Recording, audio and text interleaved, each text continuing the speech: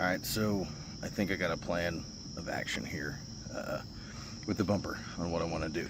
I'm going to be using chrome moly. I'm going to cut right here along the seam, and then I'm going to cut right at the top of here.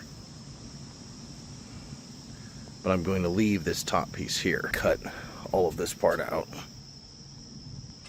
down here. So the only thing that'll be left is this top piece right here.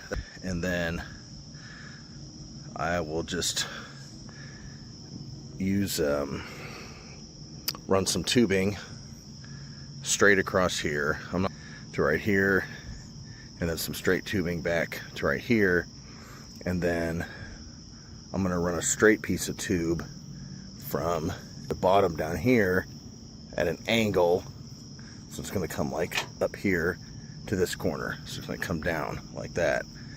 That'll give me a rake between this part and the bottom piece of the tube. And then for the tubing, I'm going to be using this chrome moly. That should be plenty strong enough to make that corner. But I got the corners cut off.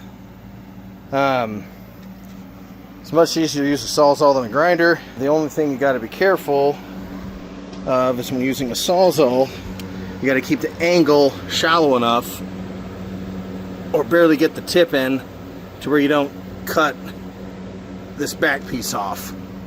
Yeah, so that's what it looks like. You get out a flat disc and sand the edges a little bit, and then that'll be it until we're ready to weld on the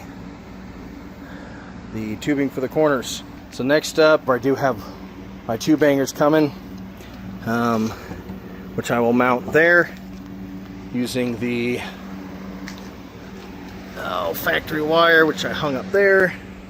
And I already got the splitter in for the Morimotos. For the double, just so I can, if I want to mount two lights on each side, I can, but I'm only going to be using one per side. Anyway, that's it for now. See you all on the next one.